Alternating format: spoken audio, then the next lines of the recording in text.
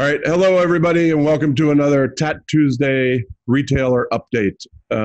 This week, we're checking in with Tom Poehler down in Texas, and he's got some accounts from Texas, Arkansas, and Oklahoma. Tom, if you want to introduce everyone, we'll start there. Absolutely. Thank you, Dan. I'd also like to thank you guys for joining us. Today we have Keith Rumbo from Club Humidor. We also have Forbes Henderson from Lone Star Tobacco. And we have Tyler from Smoke Ring down in Webster. Then we have Jay Davis from Blue Smoke of Dallas. Then we have Todd Navy from Oklahoma City, ZT Cigars. And then we also have Brandon from West End Cigars in Little Rock, Arkansas. We got a nice mix today, guys. So this will be a lot of fun. It's awesome. We also have Pete Johnson, who there you go. Whoops. You're good. Buddy. And Casey. Pete's coming in from Miami, Florida. Casey Johnson's coming in from Maine. And Tom, who you want to introduce their shop first?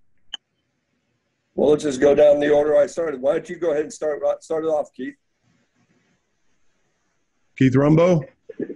Yes, sir. How are you? What do you want me to introduce? My shop? Heck yeah. Give it. Keith, tell us about who you are. Tell us who you are. No one knows you. Well, my name is Keith Rumbo. I'm a male prostitute here in San Antonio. I also run 3 stores now. We've gone down to 3 stores, but in San Antonio, Texas, and having just a damn good old time. So what are you doing during this time? Have you been open? No, we were closed for the first week when the governor told us to shut down. Then we went to found a little loophole called a call center. So we shut down the shop, locked the doors, and did a call center, which was basically just mail order. Then moved to curbside service and call center, and then finally opened up first part of May with no lounges, basically walk-in, grab-and-go traffic. But funny thing is, with as far as May goes, we're up for May over last year. Less hours, less customers in the store, but they're really, really supporting us. So we're digging that. We'll see how it goes. We're going to try to open up lounges maybe 18th of May in full hours, right? We usually are from 10 to 10, but right now we're at 10 to 6. So we'll see how that goes. Keith, you got any new product that's come in during this time period? No. I've seen new product, but I haven't gotten anything yet except for the Tatuaje TAA. That's what I was getting at. Well, yeah. That was a big part of our increase. Thank you, sir. You're welcome. Keith, how far back with Tatuaje do you go? Pete would know. Well, yeah, I go back. I got a phone call from your dad, actually. And for me, being a small distributor and brand owner, to get a phone call from the Colonel was like, that was a big deal.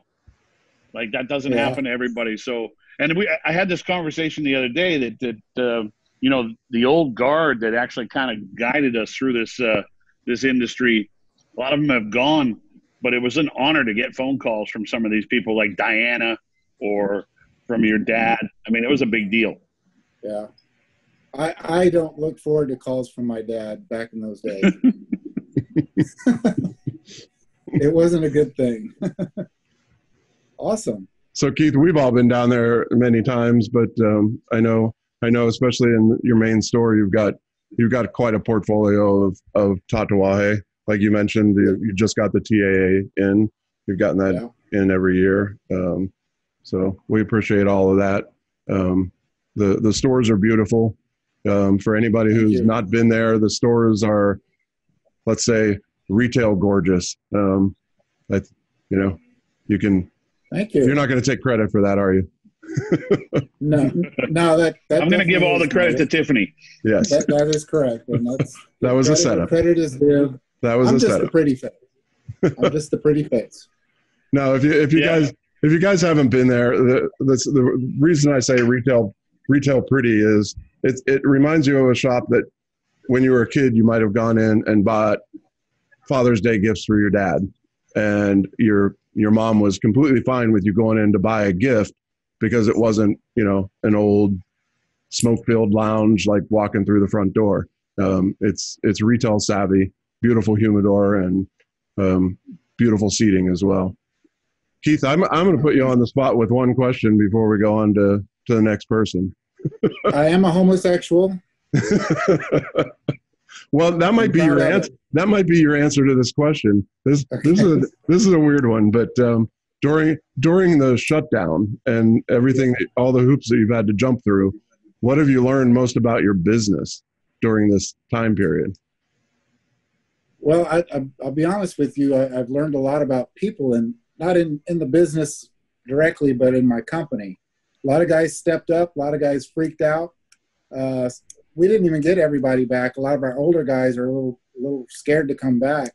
I don't hold that, of course, against them, but a lot of the guys, mainly the employees, the staff. That's really what I wasn't expecting. Of course, nobody expects the government to tell you cannot be open, which was bizarre. Never happened. Never heard of that before. So the staff is kind of what either rose to the occasion or fell off the map. So that's probably, if there was one thing, that one for sure. I'm looking at everybody else's faces going, God, glad you got that question out of the way because I don't want that question. Just kidding. Well, everybody gets that question. Yeah. All right. So thanks, Keith. Any other questions you have, we'll get into more conversational mode here at the end, I think. Tom? And next we have is Forbes Henderson over there at Lone Star Tobacco. So tell us about your store, Forbes. So Forbes Henderson, Lone Star Tobacco, Houston, Texas. Just have one store. Been open since 1981. And we shut down on March 25th and immediately started doing curbside service. And so that lasted 5 weeks. We opened up May 1st with some modified hours. We did 10 to 7 during the curbside, and we're doing 10 to 8 now while we're open now, with just limited capacity in our lounge. Forbes, how's your dad doing during this time? Well, he's good. He's 75. He's coming in about 3 times a week because he's getting bored. So, but he comes in just to tool around a little bit, and he's doing well. He's doing well. And how's the rest of your family? They're all good. Yeah, everyone's safe and sound. Yeah, kids are. The boy is 4, the girl is 1. So they're just having a ball, staying home. Yeah, I was curious about your daughter because I know she's young still. What's the name of that the area that you guys are in, the shopping area? It's called Vintage Park. So I was saying that in case people were looking, because we just have you listed as Houston, Texas. Sprawling, it's right? Northwest side of Houston, and Vintage Park is the name of the center.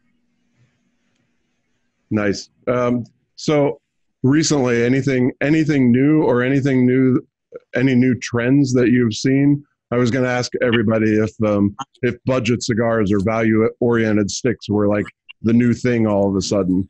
I don't particularly think that, but big increase with that. We've seen some people buying, where they'll buy 2 or 3 cigars, or buy 5 or 6, or they buy a box or buy 2 boxes, just because they don't know, if we're going to stay open, then they don't get out. So that's kind of the big trend that we've seen with that. How about so that is kind of an upswing, but how about just an upswing in general? Because, people are at home, so gives them an excuse to go out, when it was you were curbside or whether they're picking up and going now, but they have more time at home. Maybe they're smoking more. I mean, everybody can kind of think about that Yeah, I one. think so. You know, we're seeing some guys that, yeah, they're definitely smoking more. And when we were opened up on May 1st, that day was just crazy from open to close. So that was an unusual day. It was almost like a Christmas day. And, you know, then it kind of went back to a normal pace. And then we've had some days that are larger than normal. And so we're right on par for about what May was last year, but just a different trend. So big up days and some small days. You have a members lounge there too, right? Yes, we do. Yep. Yeah, we try to keep it down to about 4 or 5 guys at the most right now, and it's been working well. So you see a lot of guys coming back in to actually smoke cigars in the store. Yeah. Yeah, we see a big increase in that. Oh, I've got one for you because Pete has a story about your shop that he can get into after this. But I was going to ask you, like, so you had some extra time, right? Did you do any cleaning in the humidor and find any old gems? We organized the humidor beyond what it's ever been organized before. We did inventory in just about everything, with the exception of General and Altadas, and so that gave us a good time to do that because there was a lot of things that were just completely off. so we counted every single cigar that we could. Yeah, the question you got to tell that story. Did you find any hidden gems? Like any old cigars that we have some old La Flor Dominicana 2000s, the old bands. Really? Yeah, we got some of that. Any number threes? No, I wish. Yeah, that's the one I smoked too. Yeah. No, I remember being at your shop with Dan, and Dan saw a box of Unicos up in your top rafters. I still have a few cigars left in that box. Do you really? Yeah, so the story goes, Dan saw this box. It looked a little darker than the other boxes, so we knew it was older. We pulled it down. It was from 2007. I ended up buying the box at our own event. I even asked for the 3-pack of cigars for free. Yeah, Pete was asking if he gets the deal that night. And I was like, what in the world are you going to buy? And I ended up opening the box and giving them out to everybody. So that was a good night. They were amazing, yeah. I don't know if that's good or bad, but it was a good night to have that there. Yeah. No, well, we're going to get back to you in a little bit, but I want to jump forward so we get everybody on this call. So, Tom, who are you moving to next? Just real quick, note on Forbes store. Beautiful display of Tatuaje. Immediately when you walk in the humidor to the right, if you don't see Tatuaje, you don't see anything else in that store. Next thing we have. Yeah. I do. Hold on. I'm going to stop you real quick. I do have to mention that Forbes, you have all the tray displays, right? I do. Yeah. Yeah, that worked out really well. Those trays are great. Thank you. Very cool. Who's next, Tom? Next we have Tyler over at Smoke Ring down the south end of Houston, down there in Webster, where everybody knows NASA. And so here's Tyler.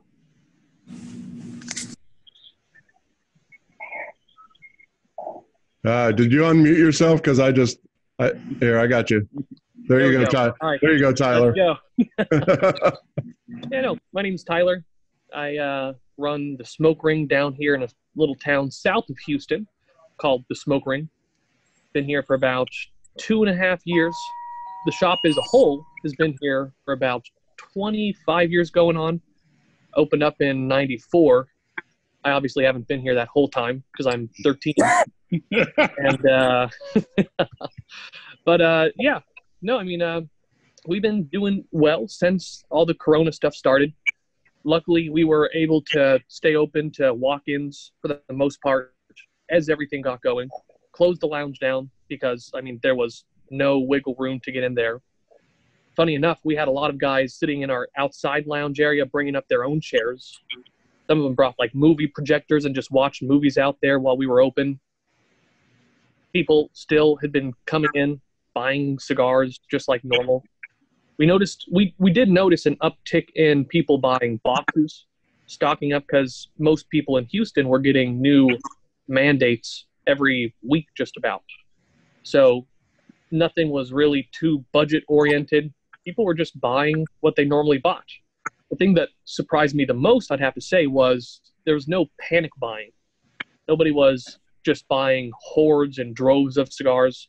People were just buying a week's worth and going from there. I mean, down here in Houston, Forbes saw it sort of, but with the way we'd been handled, it was pretty steady and pretty even. No too harsh legislation. We opened the lounge back up on Monday, doing 25% capacity, keeping a seat between everybody just to make sure, in case anything does happen, in case we're checked out, which we haven't been, that we're not breaking any rules that would directly anger anybody who's coming in. I know you have locker members as well.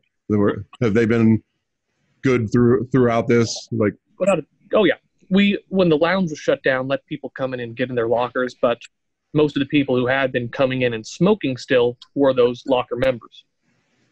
But I'd probably say right now we have about 6 guys sitting in the lounge, and those have been the same 6 guys every single day. Just come in, nothing else better to do. How about my favorite beer store a couple doors down from you?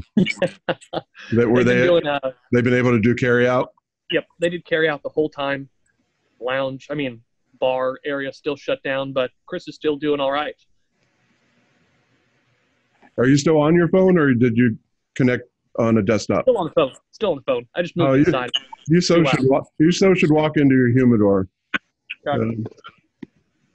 So it's a decent sized humidor lounge, decent size as well. We don't have a private lounge or anything like that. I'll flip the camera around. Lounge and everything open completely to anybody. No private access. But going in the lounge, going to Tatuaje, more importantly, sort of a brief scan of the lounge in humidor. A few sticks here and there, but Tatuaje,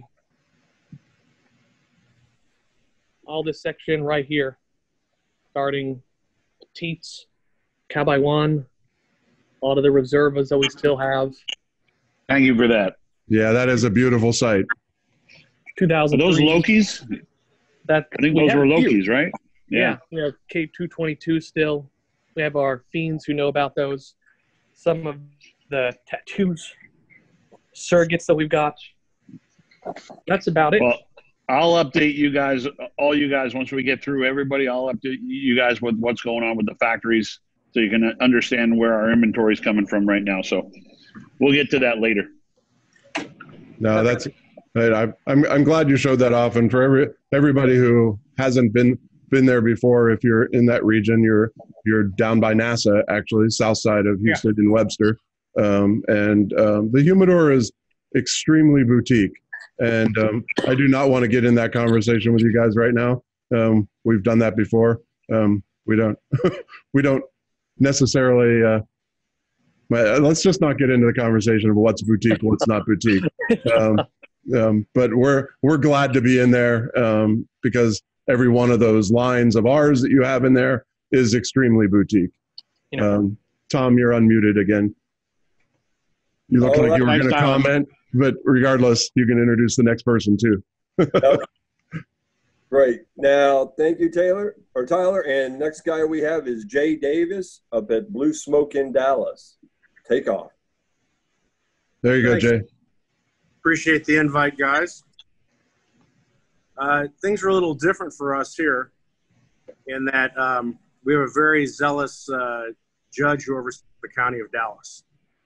So we were closed from March 24th until, I want to say, the very end of April. In fact, we got tackled by the compliance officers a couple times for just being in the store.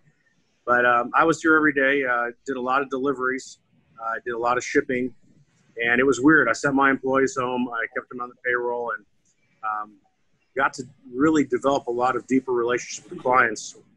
Got to go to their houses. Half of them wanted to invite me in. I'm like, no, let's not go there. So we stayed very busy. We opened back up with partial hours when the state started everything May 1st. And we just went back to regular hours yesterday. So in April, we were down quite a bit, but we still managed to, sell some cigars. And now things are down about 20, 30%. What I have seen, though, is that a lot of it is we're getting the same customers that we were getting delivery for. We've been a little affected by our geography. We're about 5 minutes from left field. So most of our Southwest people are working at home, and those that are working at home, we did deliveries to, and a lot of them are just not working. And then we're close to a hospital. Those guys have been working so much, they haven't really been able to smoke very much. But what we have seen is a lot of our good long-term customers have really supported us. I actually had a couple customers who don't live in the state who literally just texted me their credit card and said, send me $1,000 worth of cigars, send me $500 worth of cigars, send me what's new, send me what you like. So we had a lot of people go out of their way to really help us. And it's been very encouraging to see how much our clients want to support us and make sure that we stay in business, which is kind of weird. We didn't expect that. We were a little hamstrung by not having a website, but I still feel good that I didn't do it. To me, it's all about personal connection. And I tell people, if you want to work with me and you're not in town, call me on the phone. Let's get to know each other. I want to know about your family. I want to know about you. I want to know what you like to smoke. And I don't want to just deal with a checkout. That's just not me. And I understand online's very important. In fact, I ordered my TA, Tatuajes, from one of Pete's TA accounts. I gave the business to Abe. I really appreciated what he did with the donating $50 worth of cigars to people. And I wanted to pay it forward thing worked out really well for him. Yeah. And he sent me some Anarchies too, which I'd never had those before. Those were fantastic. Well, the secret is that all you guys in the room are probably going to get a small batch of the Anarchies anyways, because I don't make the cigars just for one retailer anymore. I make a large amount, well, not a crazy large amount, but I make enough for Abe to sell through, and he gets the majority. And then I always keep about, I think that we kept an extra 800 boxes that are going to be divvied out to all the retailers that we're talking to. You won't get a ton of them, but you might get, 10 boxes or so, but they'll be available on your shelves. Outstanding. So now you can decide whether or not you even want them, because you still have to smoke them still, right? I mean, we'll put 8 on our shelves, and me and my general manager each probably take a box. Jay, I love the story that you told about delivery. And so you're delivering to customers that you're used to seeing in your store and showing up at their houses and whatnot. Without naming someone or putting someone on the spot, anything that you just opened your eyes and went, wow, like, it was a house that you didn't expect, or vice versa? Oh, yeah. Working 45 days in a row and, going to people's houses at 8 o'clock at night was weird. There were a couple of clients who, one guy in particular, he's been a client since we opened in 2010, always buys a bundle of inexpensive cigars. And then he'll maybe get 1 or 2 Perdomo. And his house is a freaking palace. I was like, oh my God. And where it's located in Dallas, it's easily a $4 or $5 million home. Other guys there's one guy, he lives in South Dallas. He comes in, spends $40-$50 every time he's here. He always supports us on social media. And I thought I was going to get shot in his neighborhood. I was the only white person in the neighborhood. And he just gave me a big hug. He's like, oh my God, thank you for coming down here and bringing me cigars. And we really bonded. And there's a guy that's spending a lot of his disposable income, and he's driving 15, 20 miles to come to our store. So things like that really just hit your heart, that, guys want to support you. It's nice to see it. I mean, it seems to be a theme so far, and we have a couple more people to get to, but it seems like everybody, all the locals are really supporting their local brick and mortar, which is really important during this time, especially. And we're happy to see a lot of our retailers being supported so well by their customer base. So thank you to all the customers that might watch this later. We appreciate it a lot too. Yeah, agreed. Across the board.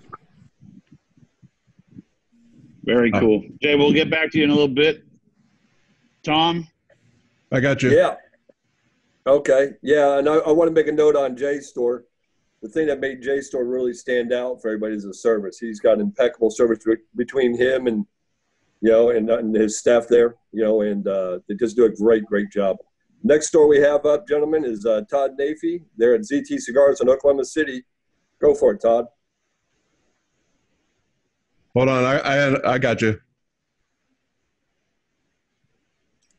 All right. There you go. It won't. I think I muted myself too. I have ZT Cigars in Oklahoma City. I have 2 locations, one in Yukon. Been in business. The store originally opened in '98. I took it. My cousin started it. I took it over in 2004. He had a motorcycle accident and really take over. And his brothers were going to shut it down, so I just said, "Give me a shot at it. Let me see what I can do." And moved out north and turned it more into retail from a wholesale shop. We kept a lot of those wholesale accounts, and when the liquor laws changed last October here in Oklahoma, and since then we have really gone kind of crazy on our wholesaling side, and that was my doorway into staying open during COVID because we were servicing the liquor stores. And it does help when the sheriff and the chief of police and all the police shop here too. So I got to stay open retail. I never did close. I did limit hours. We're still on short hours. And we just opened the lounge this week to, I guess, probably about 50 or 60% capacity. I'm limiting it to 10 people back there. There's room for about 24, 25. And I'm keeping it to about 10. And, you know, nobody's abused it. And it's less hours too. Because it's, you know, the lounge usually stays open till 10 or 11, and it's closing at 5 right now. I really just mess with it. I don't want people getting sick. I don't want it to be brought back to me. I know, agreed. The sheriff and the police both agreed with the way I was doing things. They liked, I have everybody either use a disinfectant when they walk in or wash their hands when they walk in. And we're limiting people, and I've got a huge humidor, but we're limiting people in the humidor to about 4 or 5 at the most, and that nobody's complained, nobody's gotten upset. It's been great. We did a little bit in April, but I didn't have Smokelahoma, which is a gigantic event for us. So if you take Smokelahoma out of the equation, we're probably up for the month. Can you fill us in a little bit more about Smokelahoma? Smokelahoma is my multi-vendor event that I have done. This would have been the 5th year for it. And, or I guess 4th year, we had to skip one because of the hurricane that went through and knocked TAA out. And TAA got moved to the weekend that Smokelahoma was, so I just canceled Smokelahoma. And it was one of those bizarre deals. But so this would have been the 4th year, multi-vendor event. We do it. This year was going to be at the racetrack. We had 23 vendors, and it's a sales event, just like I don't know, just like the one in Houston that I went to when Ron used to have it. I went down and kind of modeled it a little bit after that. And have girls running around in tight outfits, delivering stuff, and lots of liquor. I partnered with Republic on it. And so we had scotches and bourbons and cognacs and red wines. We had a little bit of everything to drink and have fun. And, you know, I've had a lot of people, that's been the only complaint that I've gotten from anybody. Not the way we're doing things, but the fact that the event didn't get to happen. And, you know, it's one of those deals. The racetrack has offered to let me move it to the fall, but, you know, there's not a lot of weekends to do it. We don't know what the limit on the people is going to be. Can you have an event with more than 50 people? Who knows? I mean, I just don't want to sink more money into something that I don't know that's going to be able to happen this year. And I'm sad that it's come to that, but I've also got to, you know, I want to keep all of my employees, because that was one thing. When Keith said that, I was shaking my head yes, because I knew I had a good staff, but I didn't know I had such an outstanding staff. And I've been paying the part-time guys too, even the guys that aren't working. They haven't put really any hours in at all, but I don't want anybody to have to worry about things. And luckily it's all worked out. When we did a remodel on the shop, and those guys all were like, well, we'll be there, we'll do it. And the lounge got redone, and we got new furniture, new TVs, painted, cleaned, disinfect. I mean, there's nothing back there that was back there before. Took down all the paintings, took down all the pictures, took down everything, and was wiped down. Everything has been redone in the lounge and in the back building too. So in the shop too, everything has been. Those guys are just so happy to have something to do and be getting paid more than what they, you know, normally would be. So my staff is awesome. It sounds like right now that not a lot of stores we don't need cigar store rescue, like bar rescue, because it seems like everybody's doing the renovations themselves. Well, I don't. I've been in some stores. I think it would really probably help. I'm not going to throw mine in that loop, but I have been at Keith. And, it's no, I'm just kidding. One of the stores I tried to model mine after, actually. So, but I'd like to echo what the other guys are saying. My guys were great. I think we were the only store in Oklahoma City open, and I know I had a bunch of guys from Exchange come in, and I hope they go back and support Exchange. But I'm glad I got to help them. They didn't go online. They didn't have to go online. I don't mean they didn't go. You know what I mean? And, the guys at Second Street were closed for a while. Emerita was closed for a while. Then they both those stores went to curbside, and so we all get along pretty well here. So we kind of communicate with each other, and I'm all for the business. I want everybody. There's plenty out there for all of us, and I'm not trying to hurt anybody, but I just had to do what I thought was best for us. That's awesome. Hopefully next year everything goes okay for Smokelahoma. That's the plan. And I was gonna ask you something, but you might have just answered the question with the whole remodeling aspect. I was gonna ask you if there was anything that you did or had to do differently during this that you would actually say, you know what, I'm gonna implement that. Oh, I got to spend a lot of time. We had a lot less traffic. Their sales were up, but less traffic. And so I spent a lot of time in the humidor, and I cleared out a lot of dead facings, in my opinion, and made a $5 bin. And for the guys that are, struggling right now, to be able to come in and buy an $8 or $9 scarf for $5, and for me to clear it out and be done with it's been great. It did allow me to move Tatuaje to a much more prominent position in the humidor, and which is great. Thank you. It made me realize that there's other companies that I really don't really care to push as much, and some of those got kind of pushed back. If they're not going to, I don't want to throw any names out there, but if they're not going to give me any inventory to sell, they're going to get pushed back. I'm tired of leaving empty boxes on the shelf, and I echoed that with my guys. And if they've been empty for 2 or 3 months, it's okay. We're not going to worry about it anymore. So that could be a mentality shift going forward as things get back to normal, opened up, and that might be something that you're like, I remember that. I'm going to keep doing that. For sure. With the wholesaling side, with the business that we're doing with the wholesaling side, which I have actually got several accounts that are on Arista now, and it's really been good. I mean, I love that they're doing that. I don't do it with everything in my humidor, because there's only if it's not something that I can get readily easily, I'm not gonna wholesale it. But for something like that, there's guys in the small towns around Oklahoma that are saying, we want something a little bit different that we can tell a story about. So we'll try this, and so instead of doing big name stuff, Romeo and Juliet, or Coquito or something like that, we're doing your stuff, or we're doing Alan Rubin stuff, or we're doing some Christoph stuff, and always Rocky's always been there for us. But I mean, so we're getting new things in these places, and it's really helping us too in the long run. That's good. Tom, I think we got Brandon left. Is that correct? Yeah, well, just one thing I wanted to note for all the people watching, to definitely check out Todd's Smokelahoma, when he does it next, because that's a great event. I don't particularly, Pete knows I'm not a big fan of these multi-vendor events.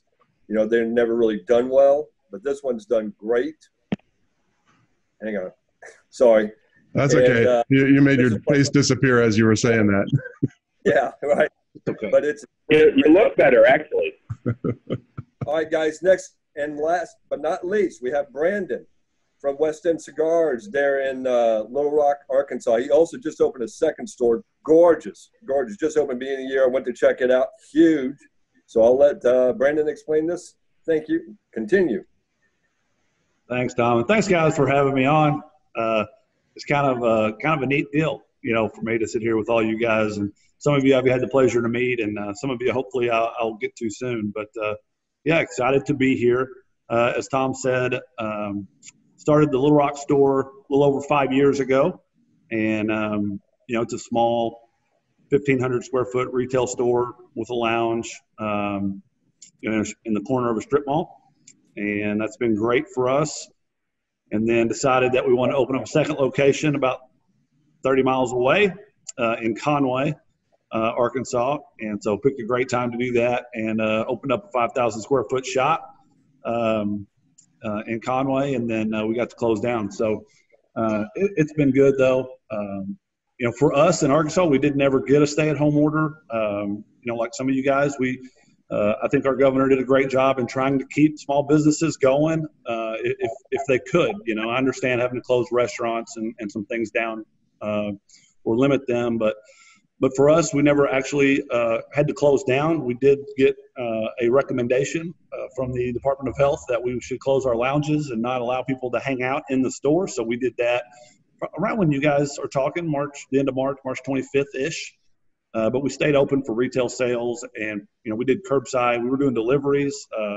As you guys talked about, my employees are fantastic. They make our shop great, and I told all my guys, if you don't feel safe coming to work, I'll pay you to not come to work, and they all came to work. Because like Todd said, and you other guys were talking about, those guys have families, and I didn't want them to worry about not having a job, and they weren't worried. They were coming in, and even if they, we had to adjust our hours because we had a curfew instilled from 9 p.m. to 5 a.m. And so we normally open until 10. So we closed our shop at 8 now, and so everybody can get home in time for the curfew. But we had guys coming up, and they were doing deliveries to customers. If they didn't want to get out of the house, they would drive them around, and they'd pitch in wherever they could, run stuff to the post office. We started doing a lot more mail order stuff. Like Jay talked about. I don't do online sales. I've thought about that a lot, and I just really, our shop is just all about building relationships with folks, and I love that face-to-face interaction. We've really been missing having customers hang out, and just like you guys, but we're doing whatever we can to try to stay open and provide a service to our customers, and they've really supported us. Similar to what you guys said, number of transactions are down, but our average transaction is way up. And so sales have been okay for us. What's your furthest delivery you had to make? Actual driving delivery, probably, 15 minutes. Jay, that's a good question for you, actually. How far did you have? What's the longest drive you had to make for a delivery to? Well, the longest delivery we made, but I didn't have to do it. I had a friend do it, and that's 2.5 hours each way. The longest I did is go to South Dallas and then out to Terrell. So that was about 45, 50 minutes. And, I don't miss those days. Hey, real quick, Brandon, the other shop, when did you open the other shop? I opened it on December 2nd. So we opened up December 2nd to try to be open for Christmas. Our grand opening was planned for March 25th, and so that did not happen. We had to close up and did not get to have our grand opening. And we do a lot of events, Dan, Casey, you guys came and did our 4th anniversary last year, and that was a blast for us. For me, it was cool because I've been a Tatuaje fanboy since I started smoking cigars. So like since the beginning when you guys started bringing stuff out, Arkansas is not the mecca for cool, hip, new cigar companies. But I was really involved with, forums back when Cigar Pass and forums those were a thing, And so that's where I got introduced to your product. And so I've been a huge fan of it. So when I opened up the store, a few years ago, none of the stores that I visited here locally had those cigars. And so we got them, man, they didn't sell like I wanted them to, but they've always been there. And, man, it's really picked up the last couple of years. People are finding the product, and it's fantastic. And so they love it. So it was great for you guys to come out and do the event for our 4th anniversary. So that's kind of for us not to be down and not to have an event. We would do at least one every month. And those are big for for us to hit our sales goals and things. But without doing those, we're still doing well. And so that's been the biggest thing. It's not having people come in. We make it a party. Food and prizes and all that kind of stuff. And so that's been sad. Our shop is really relational driven. We want our place to be a positive place for men to build relationships, and that's what it's all about. And that's why I have small humidor and huge lounge. It's not the best retail formula, but for us, for building relationships and being a positive impact in the community, that's what we want. So it's really, that's what's really hurt us is not being able to hang out with our customers and be that third space for people to go hang out.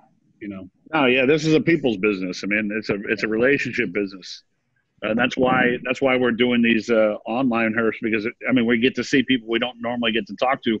Although I was on a call with Todd yesterday, but that's for different stuff. But so like, honestly, Todd, I have to say that when we get these phone calls that we have to do, because we're on a lot of them lately, I would rather do them in Zoom chat so we can actually see each other, because there's a lot of people I just don't get to see that often. So especially, with missing out on TAA, that was tough, because that's a good time of the year where we all get together. And I usually grab Keith's ass, a couple times. Yes. Right. It's a good one to grab. Hey, by the way, what location are you at? San Pedro. Okay. Yeah. That's a good store. They're all good, but I particularly like that one. Hey, Brandon, you touched on something, and I think everybody can kind of chime in on it, but you were touching on events, because, we had just been there right before you opened your second store. We did that event at the first store, which I want to say you were like playing it down as such a small little end cap in the plaza. It may be small, but it didn't feel small inside. The way it's set up with the seating and everything, space is, very well, utilized. And then you've got people outside as well. But in that realm that you were talking about, like you said, hey, we usually do an event once a month, right? So I was going to comment on our event, which is you had some Tatuaje fanboys like yourself there. So we had a core little group sitting there, chit-chatting all the cult stuff, right? But then you had your normal customers coming in, and this is kind of the same with all events that we do, turning your core guys onto our product. So that being said, that's the way, we love events to work, and that's the way that one worked. How is everybody feeling if you're used to doing, that monthly event with a different vendor each month, that kind of thing? I think that's a different swing here, that's not happening. How or are you turning people onto a particular brand? Like, are you doing Tatuaje week? All of our curbside delivery is Tatuaje week, followed by, Rocky Patel, name a brand, right? And doing that kind of thing on your own. All you guys have, big humidors full of stuff. Anybody? For us, we're still doing event deals throughout. So some vendors have sent us event kit stuff and said, hey, run these deals for your guys. Some of it's just things that we want to do to say thanks to customers that are coming in and supporting, like all of you guys said, our customers are showing up huge, and some of those guys do depend on the deal stuff. That's when they load up, right? Especially our locker members, because we give them really great deals on boxes of cigars. And so we'll still run those deals. Hey, if you buy a box of this, we've got, a lighter or cutter, or you get 5 cigars free, or that kind of thing. So we're still doing that. I also saw something that we're going to implement this next month, where we're going to do a curbside event, which I thought was cool. Why can't I just set it up outside the door and you just drive up and get it? I think that's fantastic, right? So we're gonna advertise, hey, we're doing a deal. We're gonna have all the stuff on a table instead of inside. It'll be sitting right outside the door. We'll be able to ring you up outside. At our Conway location, you can drive around like a drive up, where you can park and come up and talk for a minute. The Conway location is fortunate. It's a standalone building. It's, like I said, 5,000 square feet. It's got 50 parking places. So that's nice. We can do things like that here. We can't really do that at the store in the strip mall with the parking lot, and take up a whole parking spot, or take up the whole parking lot. But I thought that was neat, in a way for us to still offer deals, to still showcase new products that might be coming out, or getting people onto stuff that they don't. Because you're so right that, yeah, I may smoke Tatuaje all the time, but if you're doing an Avo event, then I'm going to get some avos because I want to support the store. And you may find something else that you love, and so that's been really cool. I appreciate your hat, by the way, Brandon. My wife would probably really enjoy it too. So thank you for that. This iridescent bill on it is just it's a conversation piece. Yeah. Hey, so I have a question. Todd touched on it. He seems to be cleaning out inventory. Have you guys have you seen like an uptick of samplers where you had to make samplers for people? Yeah. So we did. So of course the fresh packs are easy to sell. We've been selling a lot of those. We just have them out on the counter. We'll bring them out to your car. And so that's been something that we've been advertising. Hey, we've got ready-made samplers for you to come. Just call us when you get here. We'll bring it out. And on the inventory side of it, for about 3 weeks, I did not order a single thing because I didn't know if we were going to have to shut down or not. And so like some of you guys talked about, I had 5-6 months worth of inventory. Now, maybe not of the cigar that you want, but I do have, a lot of cigars. And so we didn't order anything, which did allow us to sell out or to move some things that weren't hot movers. And some people are having a little bit of trouble getting this stuff. Yeah, Keith, did your employees put together any samplers like that, like oddball samplers to make it easy for your customers? I think Keith froze. No samplers, but like another guy mentioned, a guy was giving him a budget and just saying go pick something out. That's basically how it worked. How it did work. We didn't put any samplers together though. But just to mention, you guys, just in case you haven't tried this Zoom chat, we do a virtual lounge that we've been doing for going on 3 weeks now, and did events through the lounge with a cigar guy, and have event packages. That did real well for us, and that's a part of the. Actually, some of them were. We've done a couple. We've actually done a couple of them. Yeah. I have one with Phil from Uptown next week, or actually this weekend. It seems to be working for a lot of people. Jay or Forbes, did you guys do any samplers or anything like that during this time? No, we didn't do any samplers. We have samplers that we put together that's kind of a constant thing that we do with stuff that's either discontinued or stuff that we're clearing out. So, they're just easy grabs for customers to grab. But we didn't do anything in particular for the shutdown. So last time the last two groups we were talking with, a key point came up that some of the customers, the end consumers, didn't know what they usually bought. They knew it had a red band, it had a green band, it had a purple band or whatnot. What are you doing with those customers now? If they can't come into the store, are you putting stuff, are they trusting you to put stuff together? We've had a cigar with a red band. Yeah, or it's on the back wall or something, yeah. We had a few requests like that. We would just run it out to the car, put it in a tray, and run, what we thought they were looking for, and run it out to the car, and we eventually get it right. So it's luckily we don't have to do that anymore. But yeah, that 5 weeks was a lot more work and a lot less money. Jay? Well, a lot of our customers, we keep track of what they buy. And as far as samplers go, we put together some samplers. Like one of the cigars that we wanted to feature coming out of your guys' factory was the Corona Gorda size that just got released to the judge. So when we had new cigars, we would have the new cigars in with other cigars from that family. Or we did other ones where we do 10 cigars from 10 different cigar companies. Those did pretty well. So we're not really a big sampler store. But like also we recently did the deal with Tatuaje where we got the sampler of the Bellicosos from My Father twice. We've been running a special. If you buy a box of My Father Tatuaje, you get a box discount and you get that sampler on the house. And, that's cool. Brilliant. Who bought into that, by the way? The Bellicoso sampler deal that we put out for everybody. Who took advantage of it? Well, so we did. I know Jay did. I didn't see it. I must have missed it. If you guys, well, then Tom, you need to let them know.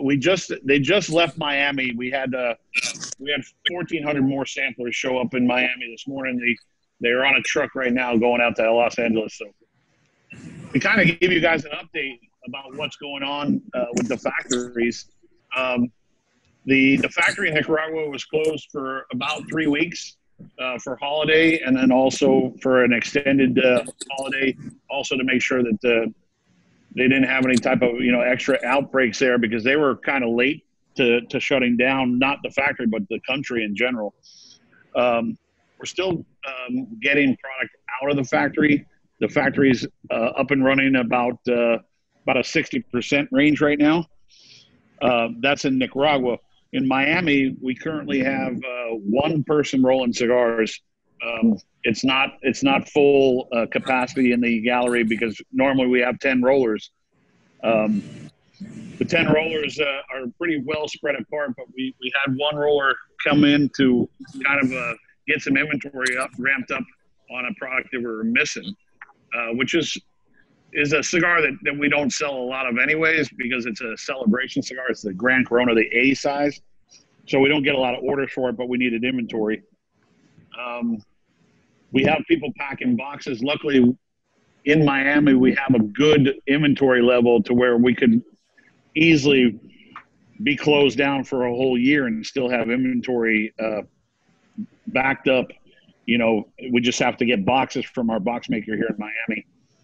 So we have no problem with inventory. It's really about transportation right now. And when we got the shutdown in California, we found out that we were able to stay open because we were fulfilling orders.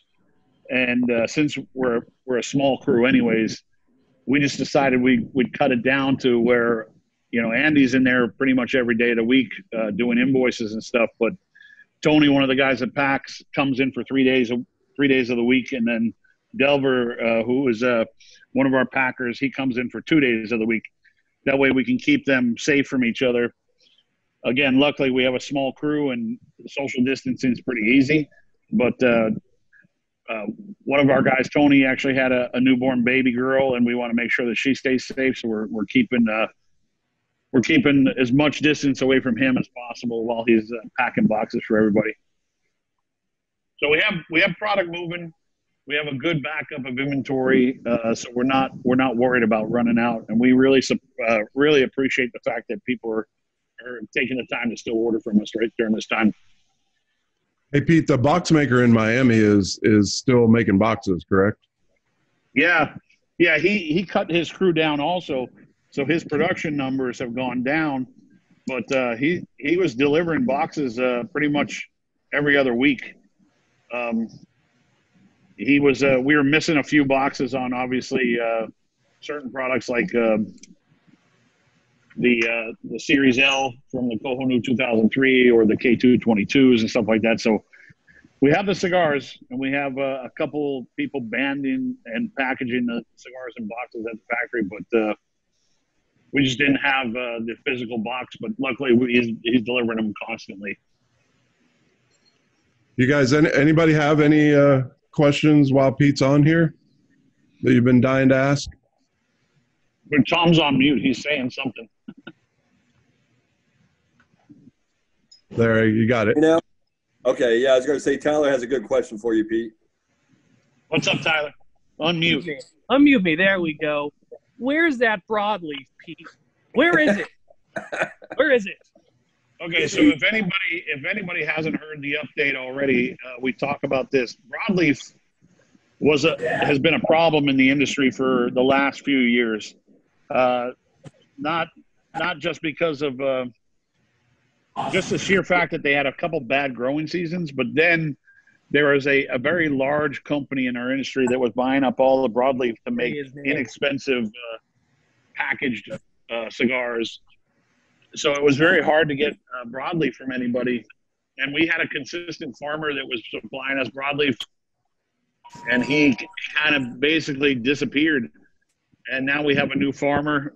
Jaime secured 79,000 pounds of broadleaf towards the end of last year, and it's in process right now. So we probably look at using that broadleaf sometime towards the end of the year and early next year. But right now, we're not touching it. It's just processing.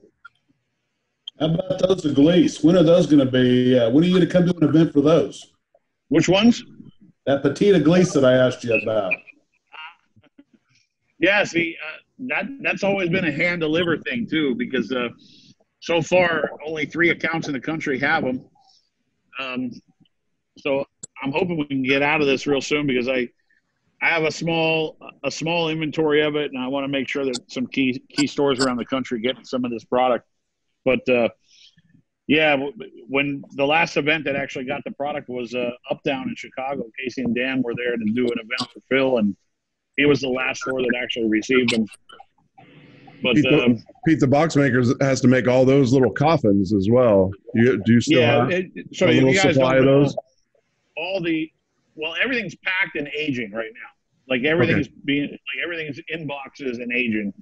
There's actually no cigars of those 4 sizes being produced right now, because we're working on 4 different sizes that will coincide with the names that are already existing.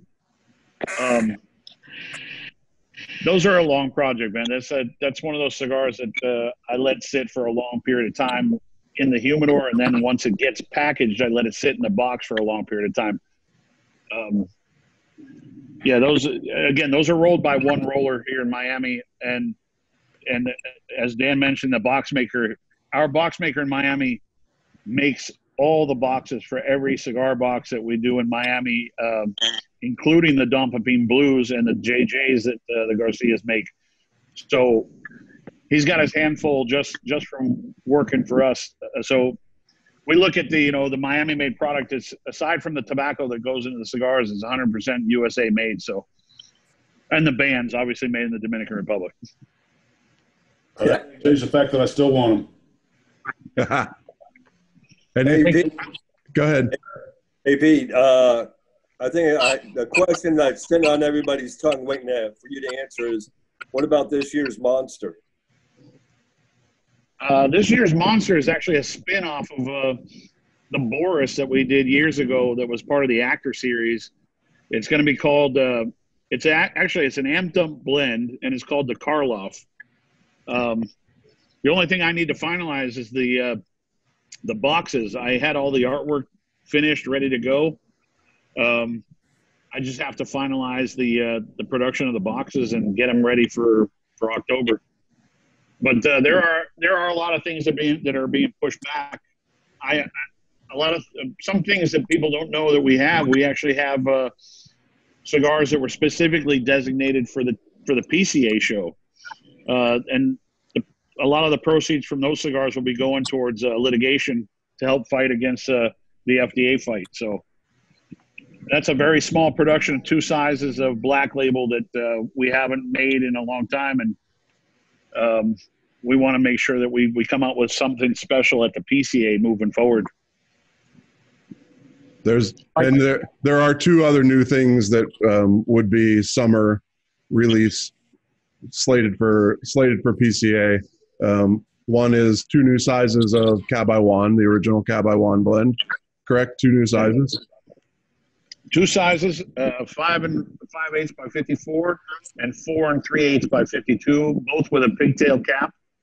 The Cab I Juan actually turns 15 years old this year, so for me, it's a great, when you get to your, we're at 17 years now, but when you have a brand that's been solid for 15 years, it's kind of a celebration. So I wanted to make sure there was a couple new ones in that lineup.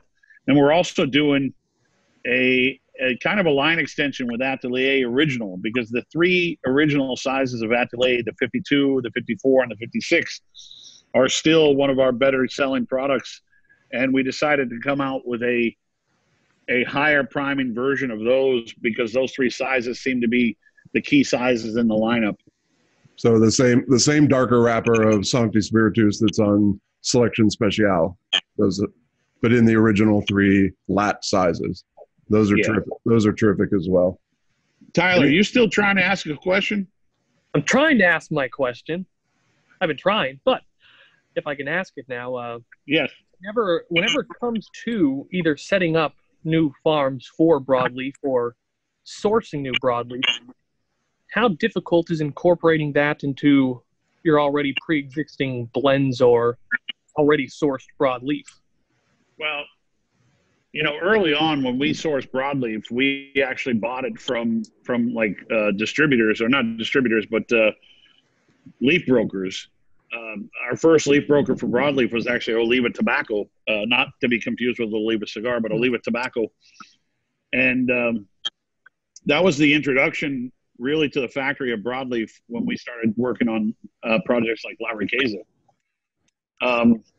When we lost our farmer in Connecticut that we were getting broadleaf from every year, we actually, Jaime, myself, and my wife Yanni, we got on a plane and we went up to Connecticut and we started driving around from farm to farm to meet with farmers, and we met with a few that were like, yeah, I wish we could sell you some stuff, but this other bigger company, they've been with us for a long time, and they've guaranteed that they'll buy our shade grown, which, when a farmer up in Connecticut's growing shade grown still, that's a lot of money for them when they sell it. So it came to the point where I actually tried to convince Jaime, like, hey, let's buy some shade grown out of Connecticut too, because the key thing was getting the broadleaf, but maybe we could use the shade grown for other projects. But we're very comfortable with our new farmer.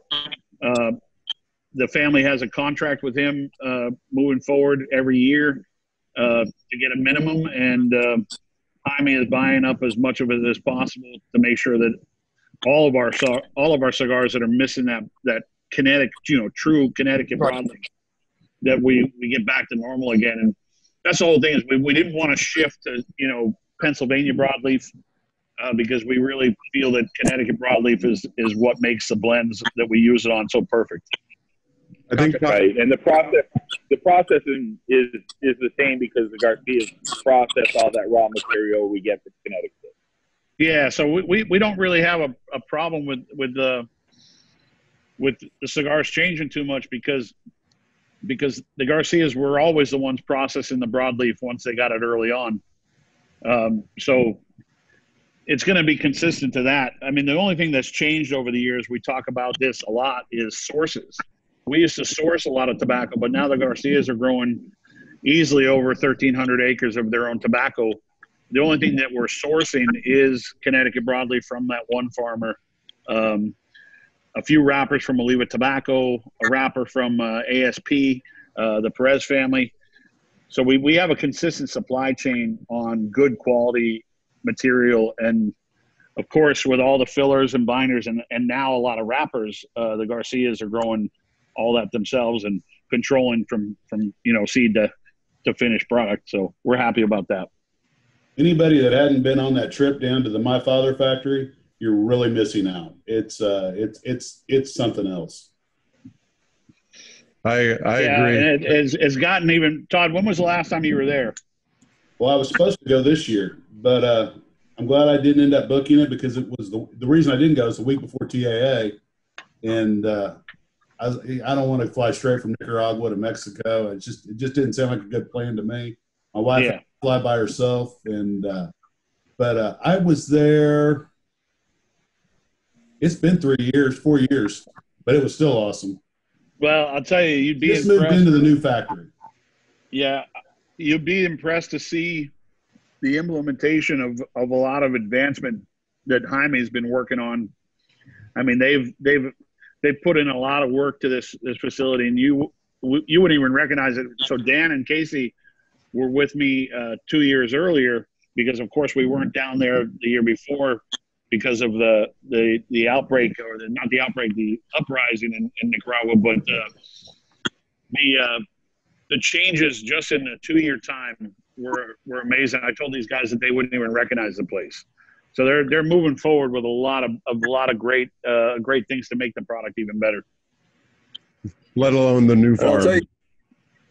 I'll tell you guys, the best time to go is when he's there. Yeah. Yeah, I mean, we've there were supposed to be like 1 or 2 airlines going down to Nicaragua earlier this month, but they actually shut it down because Nicaragua closed the borders for incoming commercial flights. So we're all safe here in Miami, but I'm sure Pepin and Jaime are itching to get back to Nicaragua. I'm definitely going to go down next year. If I'm included on the trip, I will go back. Pete, is it true? Yeah, right? you'll be impressed. Is it true right now you can't get in or out of Nicaragua?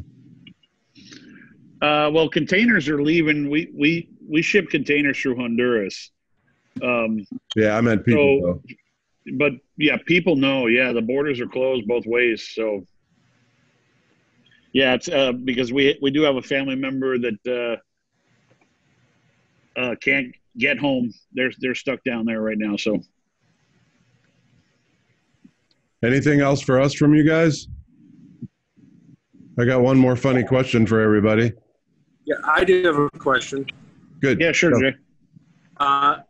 I'm sure it's pretty obvious that PCA is probably going to. Wait, you broke up. We lost you for a second. I said I assume that PCA is probably going to end up being canceled, and we're going to have to probably do something where Tom shows up at the board. What kind of a backup plan do you have that you're able and willing to share right now about that? Well, yeah, I mean, if the show happens, we will be there in some capacity.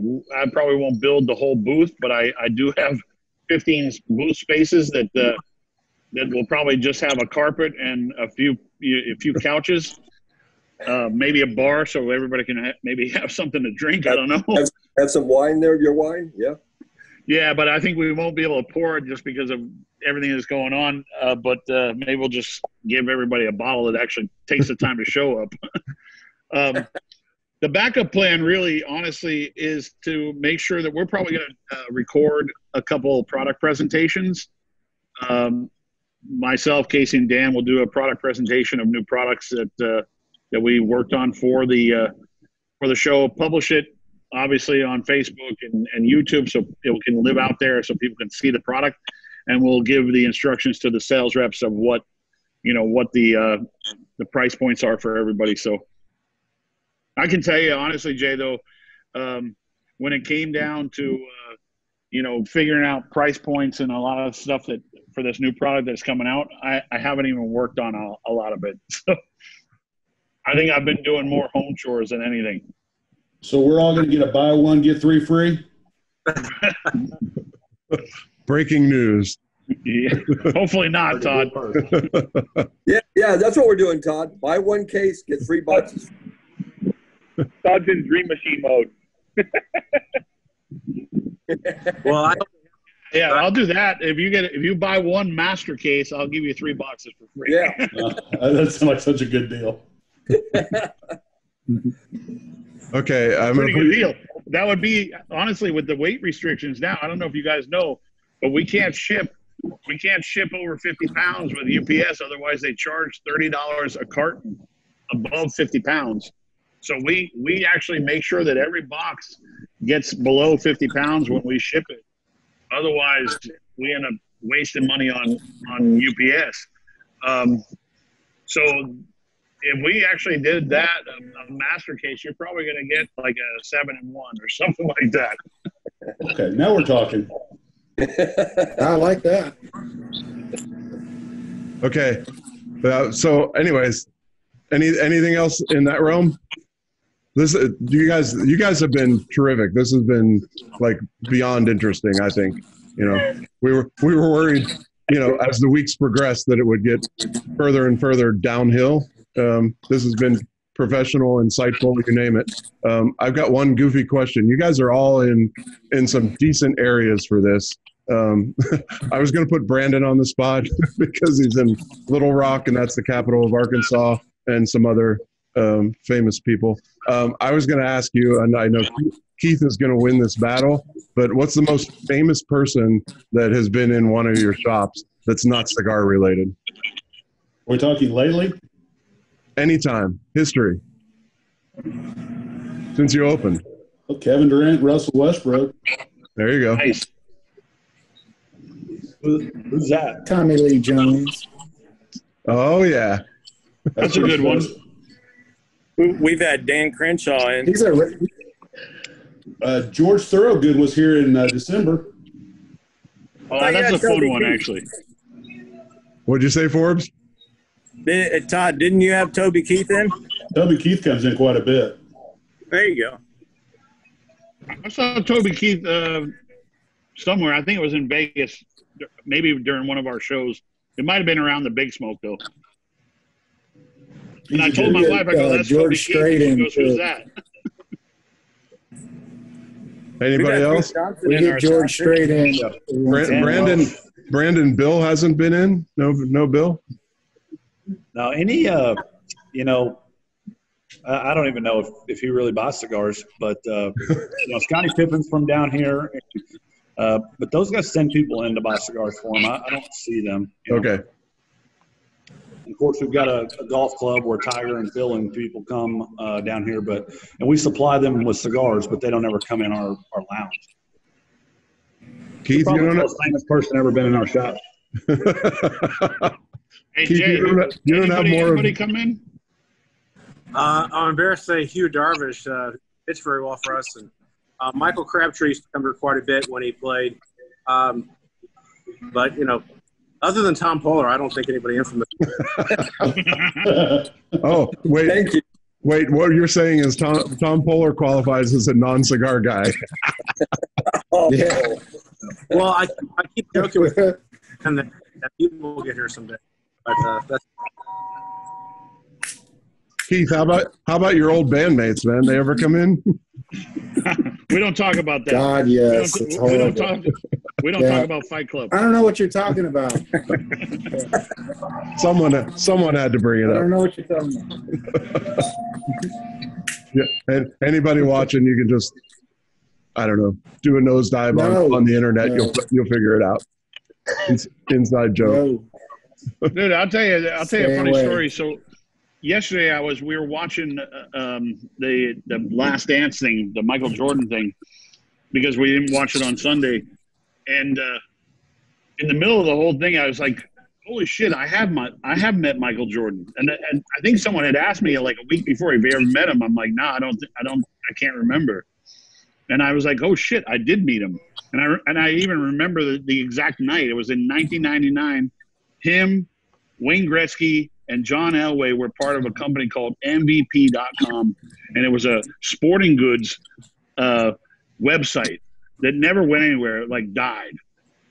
And they held their corporate meeting at the Grand Havana Room.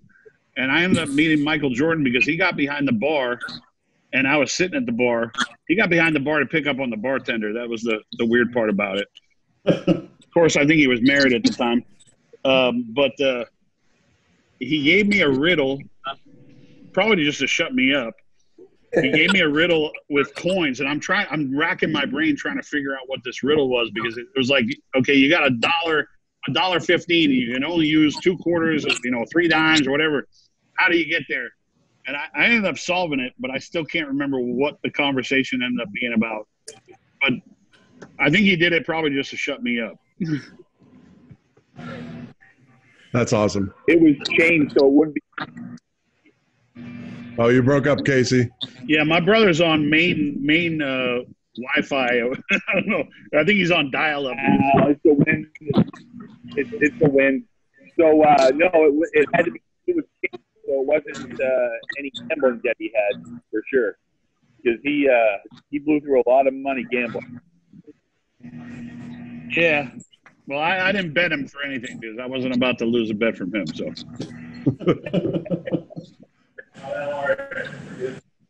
All right. Well, everybody hold on for just a minute.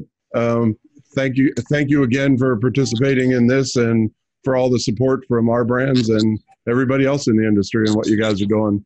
And everybody that's out there listening, take a look at these faces, and when you're in their areas, look them up. I'll put names and phone numbers and websites up with the link when it goes up. But thank you guys.